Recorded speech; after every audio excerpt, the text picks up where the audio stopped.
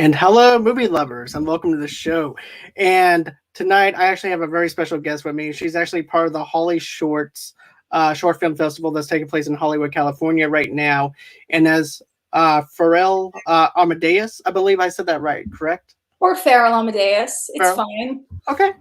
Yeah. So, I know that we ran into some complications, but here we are. Yeah, so my question is this. How long have you been doing this, making film and things like that? How did you get into this whole entire world of making film? Well, this is my first film. Oh, wow. Okay. Whoa. I'm an actor and a photographer, and I've been doing that my whole life. And then when the pandemic started, sort of like a shift happened, and I started helping somebody with their project. I was a DP on someone's film, and it occurred to me that I could write and direct movies. And so I did. And I made one, and it got into Hollyshorts, and I'm really excited to have my world premiere there. That's awesome, though. That's really awesome. I'm proud of you for getting your foot in the door and everything and saying, hey, look, I know this is my first time doing this and everything. I'm just excited to actually be able to even be in part of the Hollyshorts, because who would have actually thought that this would happen, you know? I mean, I would have. Right. I wanted to make a movie that people, I had to make this movie. It was something that I felt, super inspired and driven to make. But I did imagine that it would go to Hollyshorts, and I hope that it has a wonderful festival run. And I'm so excited to share it with people. We made a really nice movie. You know what, though? I want to say this. I thought the opening monologue of the thing was really beautiful. It was perfectly well shot and everything, especially how you have the sun going down in the horizon and stuff like that.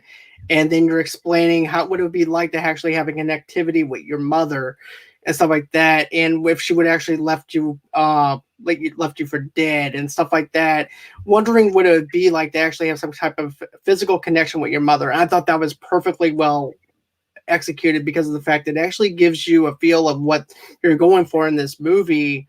And then you also get this other character that just comes in later on, but it's just an everyday normal life for your character. And then all of a sudden she gets the call saying, hey, look, I have some stuff that belongs to your mother and I need to give it to you. And then it just plays off of that from there. Where did you get the idea for that? I'm just wondering. Well, I myself am adopted. And so all those questions at the beginning that were very natural to me. And I grew up thinking, I always grew up thinking, when I was born, did you hold me or did they just take me away?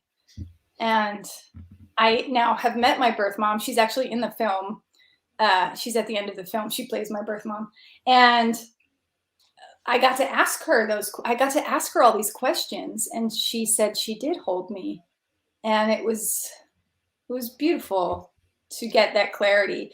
But this movie is inspired by to have a mother in her life, to ask her all these questions and things like that. It pulls on your heartstrings within the first 5 minutes of this. And I'm going to be honest with you, I actually felt a little bit of a tear coming down my eye because of that. I'm not lying to you. It was great. I don't think you are. Thank you so much. Not a problem. Because here's the thing: I really enjoyed this film for what it is, and then all of a sudden it turns into like a thriller movie later on. Yeah, that's the fun of it. So right. I describe it to people as a drama. It sneaks in as a drama, but then it ratchets up to be a thriller. And I've always been obsessed with sort of mixed genre movies and TV shows, and I love when something shifts like that.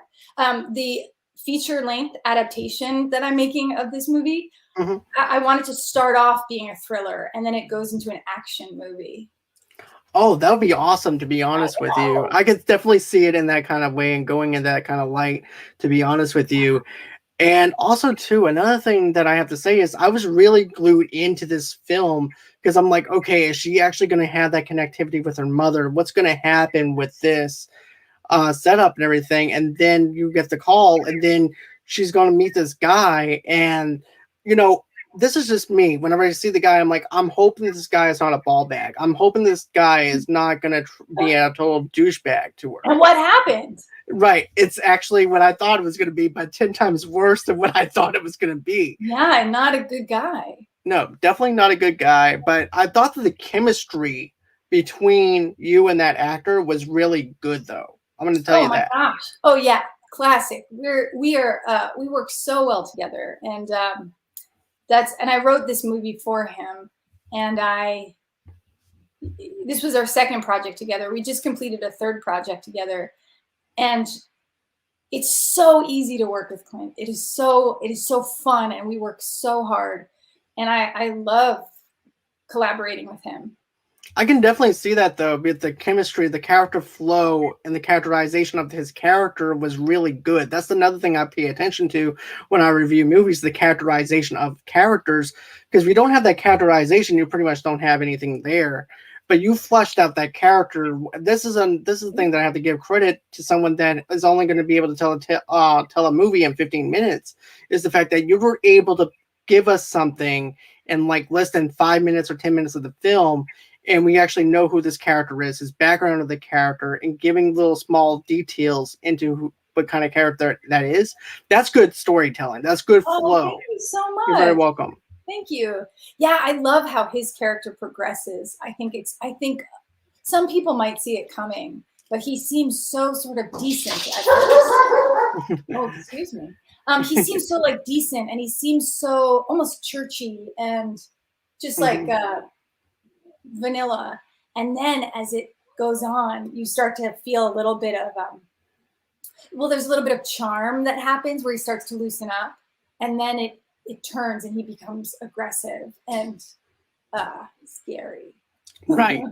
And you know what though? I love the joke that you had in there though. Like when he goes on ahead, gets you something from the gas station, and then you're on that road trip and everything. At first he feels like he's that strict person. I'm like, okay, so this is a guy that might be a stepfather to this to his daughter or whatever, as this daughter that he never knew that he had.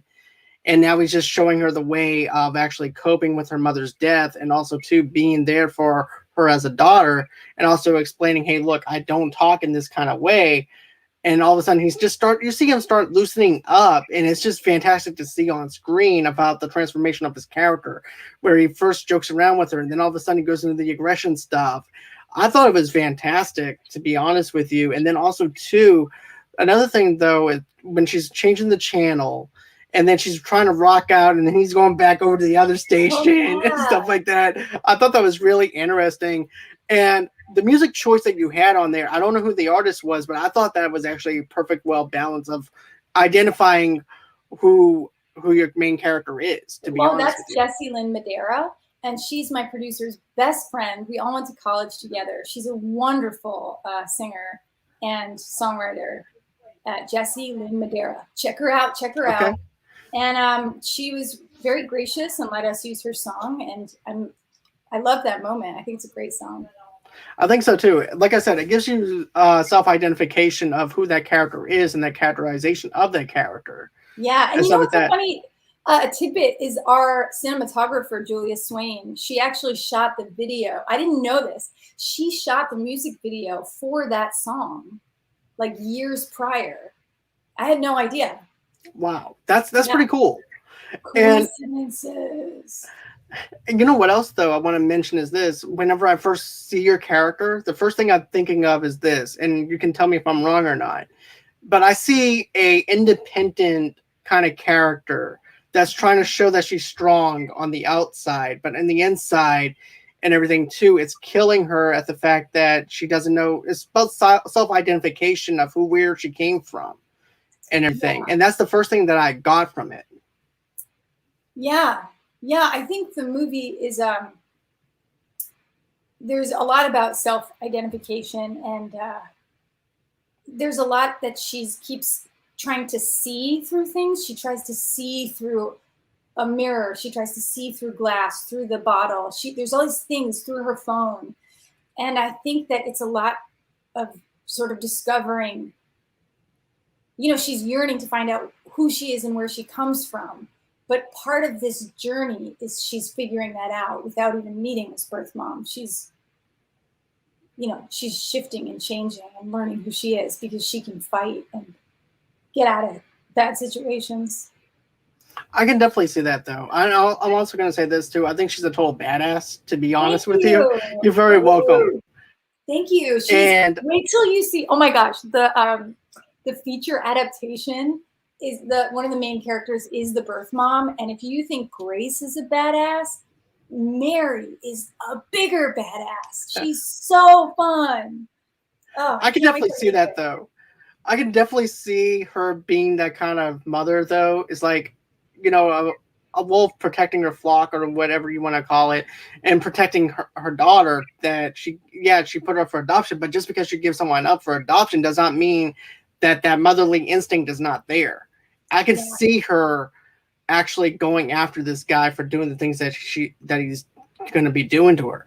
Also, too, it's going to be crazy. I also have a question. How did you manage to get your mother involved in this? I think that's actually pretty cool to actually have your real life mother play in this kind of role. Yeah, well, we met in 2005, and we've had a very strong connection. We've always been sort of like kindred spirits, and we talk all the time. And so I wrote this movie. Her name's Mary Grace, and I made this movie sort of for her because the movie is Mary Meet Grace, and I just asked her if she'd be in it. I mean, it didn't make sense sort of to hire an actor that looked like me. I wanted the genuine experience of looking across at my birth mom and just like, and we really, at that moment, at the end of the movie, I really feel like those emotions are so real. What we're giving to each other is so open and so, it's so sincere. And I'm so glad that we could share that with people who see the movie. That's a great thing, to be honest with you. And I even said this in my non-spoiler review, which is like 6 minutes long, because I didn't want to give everything away, because it's so hard for me not to spoil it, because it's so good. You know? Thank you so much. You're very welcome. And you see, the thing that I thought that was really interesting and everything too, I said this to I said I could see a studio picking this up and continuing it later on to give us more of the background. Yes, but from your lips to studio's ears. Wow. But knowing that you are actually thinking about coming up with something yourself and continuing off of it is just fantastic, because this is your first feature-length film, basically your first short film. This is your baby right here. And this is my baby, but I've got a lot of kids coming. I mean, this is my first project like this, but I've got so many. During this pandemic, I've been crazy, and I've got so many scripts that I'm so excited to film. I've got another short film. I can't wait to film that, and I just need to sort of meet the right people that can help me make it, but it's coming. And you know what, though? I admire women that actually go out there and put themselves out there and direct movies, like Patty Jenkins and all the other female directors, and yourself and everything too, because I like diversity. I like diversity in the workplace. I like diversity in film. And I think that women need a place to direct and have stories be told in the lenses of their eyes, versus having men tell their stories. Don't get me wrong, I'm a guy and everything, but still, I think right. But here's the thing, though. I'm always fascinated about what women think rather than what men think, because it's very similar. Right. It's very similar. Because here's the thing, though. Different. I say to my kids all the time, they say, like, is it a boy or a girl? And I say, like, well, tell me what's the difference? How do you, what would a boy be like to play with? What's a girl like to play with? And right. These are questions that even grown-ups have to answer, Right. And what makes that a boy toy, or what makes that a girl toy? Why can't right? Because I listen to this other podcast and everything, and this guy always talks about his daughter, and his daughter said this to him. He goes, "Why can't I play with that?" He goes, "Why can't you?" She goes, "Well, that's a boy toy." He goes, "What makes you think that's a boy toy? You could play with the boy that toy. Just because it is a race car doesn't mean that you can't play with it." Yeah. So it's that's the way I see it. But also, another thing that I want to get at is this: like, with men, we're pretty much one note. What you see is what we get. With women, you have basically selling yourself short. True. Well, I just know I'm a guy, okay? Because we go on our own emotions and stuff like that. Women know how to break things down in certain ways that guys can't basically do. I don't Because know. I married a man that can break stuff down. He wow, feels, and I mean, it depends on who you are, and he's very emotional, and he's very, that's great. but you never know is what I'm Exactly. saying. Right. And you see, I like hearing what women have to say because there's in the film industry in itself, it's actually hard for a woman to have her voice be heard when basically the man is actually always trying to tell the woman what she needs to do versus how the woman needs to be told basically what the woman needs to tell the man what to do. Because I feel like you have your preference on what you want to do. You need to tell your story the way that it needs to be perceived. It does not need to be changed and to benefit the male audience. It needs to be where it's you're telling your story the way that it needs to be told as a whole because that's your story. This is your story. You shouldn't have Yeah, to this is my change it. story. Oh, Right. I'm not. Yeah, no, I'm not gonna. And I'm excited to tell all my stories, and I'm Right. excited for the world to see them for sure. And another thing though too is this. I actually like the other part with the. When did you guys get the idea? When did you get the idea for like the roller skates bit that you had? Oh, well, I love roller skating, and I think that I don't know how did I get the idea for roller skates. It's funny. I had a scene that we weren't able to film that explains the roller skates a little bit more. But what happens is there's some backstory, and so what ended up happening was Dom, his brother, is actually the biological father of Grace. And in high school, his older brother and Mary met, like they boned at a roller skating party. Like they said Leslie McCauley's roller skating parties where they did it. And so he has the skates from that night. Okay.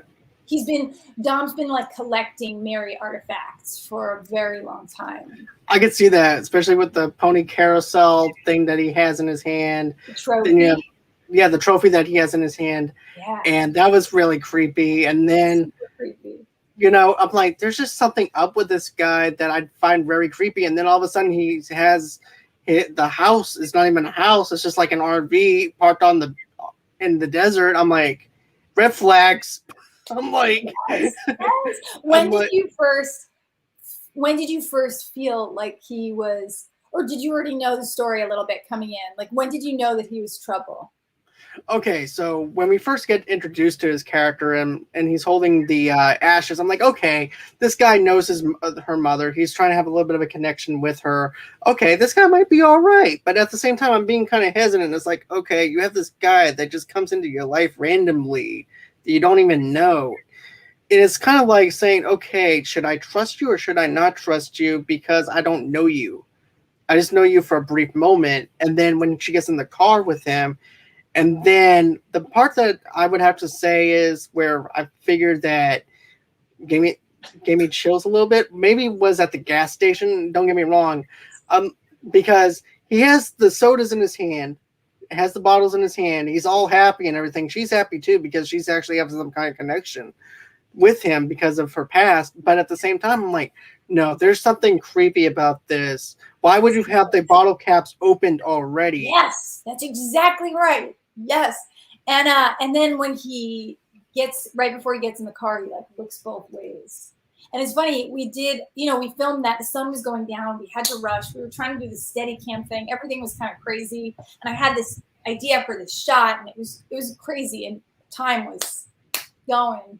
And we actually had only one take where he did the like look to the side. I don't know why he didn't do that in earlier takes, but anyway, so we only had one take we could use because that was the one. That was the last take we did. And actually the light in it isn't as good. The light in the other takes was fabulous, golden, like shadows. And this one wasn't as dramatic, but it's what we needed emotionally and story-wise. And you know what, though? To be honest with you, I'm glad you only got in that one shot because I feel like if you got into that every shot that you have, it'll already be giving away that character on who he is. but because he looks away just a little bit and just has that little smirk on his face a little bit, and that those eyes of his, yeah, you definitely know that he's a creeper. Right. But if you kept on doing that Well, over no, and over, so it would be the same moment okay, and same different moment. takes. Okay, It was only in that moment that we needed to okay, look both ways, but we okay, wouldn't okay, have put his look in other scenes. okay, okay. I gotcha. That moment. Okay, because I was gonna say if you did it the other way, where it was like repetitive, it wouldn't have worked. But considering the fact you got it with just this one take, it works phenomenally. To be honest Thank with you. you, Yeah. you're very welcome. And also too, it kind of reminds you of this. You can be. It's like people wears different layers of who they are in front of other people. As soon as they're done and everything, they go back home, and that's who their real true selves are. So basically, to him, he needs to portray somebody that is actually going to be innocent, someone that she can trust. And then once he gets her trust, that's when he knows that he can actually get her alone and do whatever he wants to do to her. Yeah. So that's what I feel like. I feel like as a cheap on wolf's clothing, basically, where basically once people see the well-dressed person that person is, and then once they go home, that's their true identity of who they actually are. Because you're only seeing them for a small glimpse of their of 8 hours, for example, if you're working somewhere. You only see them for an 8 hour period, and then after that, they go home. They're not going to be the same person that you see at work. They're going to be somebody else, and that's exactly what I got from that guy, to be honest. Yeah, good. I'm so glad. He does it. He's so good. He has such a great performance. You know, he's not creepy in real life at all, and he's not scary. He's very affable and Right. you know, an actor, likable, and but I think he's wonderful in this. I think he's so scary. And there's a scene at the end where his eyes just sort of look like dead. He like looks up from his phone and his eyes look just like they're not even human anymore. I love And it. I also like this other scene where he's looking at his cell phone. He's looking over he's talking on the phone with your mother, and then he's looking at the main at you, and he's talking to her, and the mother's like, "Do not do anything to her. Don't do anything to her." I'm like, "Girl, you need to get out of there." That's I was even yelling at my TV screen. I was like, "Girl, you just need to go in and run and get out of there. Forget about this guy." And then he also has the roller skates thing. I'm like, how is she gonna go on ahead, get out of that trailer with the roller skates on? Because that's gonna be a hard thing to film too. I know. I know. I mean, also like, how is she gonna run through the desert? How is she gonna drive a car with these skates on? And let me tell you, it's hard. It's real hard. I give you props for that though, because I never seen in a movie where someone's trying to do something with the roller skates on and trying to drive and escape from somebody. That is something that's really original to me. Well, thank you so much. You're very Yeah, welcome. I really had a vision about that. I saw this girl in a wedding dress with roller skates, like running through the desert, and that's a very Faryl image. Yeah. But I think I covered everything I pretty much wanted to ask you about this film and everything. But also too, I wanted to know how long does it usually take for you to come up with something like this and to film something like this? Because I know it has to take more than a couple of days to shoot something like this. And also too, what was your budget like? I'll tell you exactly the answer to all those questions. I started thinking about this story in March of 2020. I let it sit I rewrote it a few times. I let it sit for a few months. And then I started getting funding for it. I started crowdsourcing on Seed and Spark in October. The month of October, I raised $16,000. I know. Awesome. Yeah, you see that face that you just made? I made that face too. Where I was That's impressive. I thought I could make this movie for like $2,000. I was like, yeah, I'll use my iPhone and I'll just do this, blah, blah, blah. And then I brought on my producer, Nell Tier, who's fabulous, who works with Julia Swain all the time, who's my DP. And they wrote out a budget and they were like, yeah, it's going to be around $20,000. And I was like, $20,000. So we got it down to $16,000. And then we shot it for 3 days in December. It took 3 days to shoot. And it was a great shoot. It was really fun, really good team of people, positive attitudes. That's great. Yeah, because you really need to fun. have that positive, right? And then we edited it in for a few months, all remotely. My editor, Nick Widener, who is just the best person alive. We edited it. He would just send me. We would just be on the phone together editing. We'd be on FaceTime, and that took a few months. And then my neighbor did sound mix. He's a sound mixer. My old neighbor in New York, Clive Helfit, did design work for me. He designed our poster and all sorts of stuff, the website. Everyone's been great. It's been a real communal project. I'm really proud of it. Yeah. That's awesome. I'm proud of you on the accomplishments that you made with this.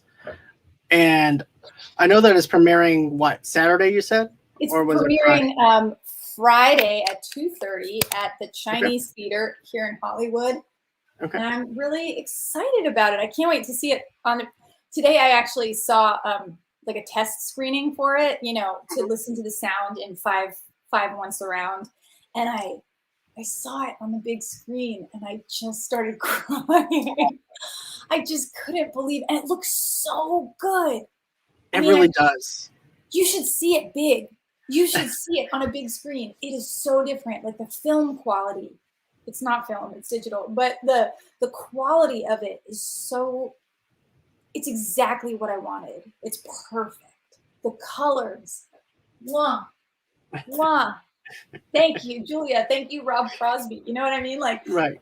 Yeah, I'm excited to see it in a theater full of people. Right. I can't wait. To be honest with you, I'm excited for you and everything. And, I wish you a lot of the success that you have with this. This is your baby. This is your passion project. This is everything that you wanted it to be and more. I just want to say thank you for allowing me and having the privilege to be able to view this because it means so much to me. As a reviewer, you're very welcome. And, everybody's talking about all these other big budget films and stuff like that. I'm like, they're like, all we get is like rehashes of remakes and stuff. I said, dude, you guys need to go ahead and invest in yourself some indie projects to watch. Because indie projects is where it's at. And they're like, well, how do I do that? I said, word of mouth. Yeah. If you go up to your movie theater, your local theater, and say, hey, look, I heard that this was high at the Hollywood Shorts, or if this was actually getting some buzz around some of the other indie film festivals, guess what? Chances is that movie will be played at a bigger theater because people are going to be wanting it because word of mouth is what helps it. We're the ones who tells the movie theaters what to do. Yeah. And sell tickets. Yeah. And that's the way to do it. You're the ones. Tell them. Tell the world. Tell the world. I will. I sure will. Yeah, please. And I don't hold anything against you because you're a New Yorker or anything. So I understand that. And now I'm an LA person. So but I am a native New Yorker. Okay. So there's no animosity. Okay. Because you're a Boston guy. Yeah, I'm originally from Boston, but I'm in Mississippi, so. So see, we can't even fight because we're not even in our hometowns. Right, exactly. We would have to go over to our hometown just to go in and have a rivalry against each other. So I almost wore my Yankee shirt, but instead I wore this generic shirt that I love. It just says baseball. On it. I think you were scared. I think you were just scared because you thought I was going to break out some Red Sox stuff. That's all. You just didn't want to. That's all it was. But nah. I just want to say, though, you are very passionate what you do. I could see the energy that you bring out into this, just talking about it and everything. I wish you the biggest success with this film. Do me a favor. Do me this. Email me and let me know how your film is doing, because I'm rooting for you. 110%. You're very welcome. You're welcome because you're very welcome. I can tell you really like the movie, and that means a lot to me. Thank you. You're very welcome. And I know, like I said before, I know it's 6 minutes, but it's 6 minutes of me just talking passionately about your film. And I even released the 6 minute on audio podcast too, because that's how much I believe in it. Oh, thank you. That means a lot to me. It really does. You're very welcome. So with that being said, is there anywhere that anybody can reach out to you, follow you, and all that other stuff? Or is it just... Sure. You can check out marymeetgrace.com. You can contact me through there. You can check out my Instagram, Faryl, that's F as in Frank, Aryl, for real, Faryl for real. That's after Instagram.com/Faryl for real. And that I try to keep people in touch with my filmmaking fun stuff. We just wrapped on a feature film, and there's a lot of behind the scenes pics and fun stuff. And I'll put stuff on there from the festival. And yeah. Okay. So, guys, if you guys want to, go ahead and follow me at Movie Lovers TV Lovers Unite on Facebook and on Instagram underneath the same brand name on Pinterest as well. Another thing, too, is we're actually doing stuff.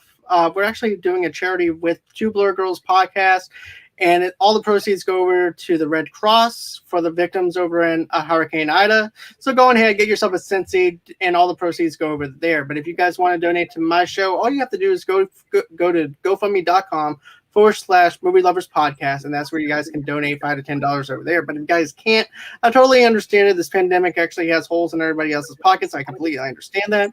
So all you have to do is just a simple like, simple share, and also subscribe over to my channel. That's plenty enough for me. So smash that like button, smash that share button, smash that subscribe button, and all exactly. And then, of course, smash that little bell on the bottom right-hand corner. It lets you guys know that when we're going live, when we have some new stuff going on, that allows you to know that we have some new stuff coming on at Movie Lovers Unite. Also, too, if you want to go ahead and follow me on Twitter, how do you do that? Just go over to Twitter at Movie Lovers Unit over there. Then, of course, you guys can go on ahead, get an audio-only podcast of this episode and many episodes that we do where you guys get your podcast from. Go on ahead, rate us on Good Pods. That's a little app that for people that loves listening to podcasts, or if you're a podcaster yourself, rate us on Good Pods and everything. And also, too, you can also rate us on Apple Podcasts as well. Then you can also, if you're a sponsor and would like to get in touch with me, just go ahead and email me at movieloversunite@gmail.com. And that's everywhere you guys can go ahead and follow me at. I just want to say thank you again for allowing me to review this film. It means so much to me. I wish you a lot of success. Thank you, Faryl. I do appreciate it. And guys, always until next time, it's been real. It's been fun. I can't wait to do this again. And bye-bye.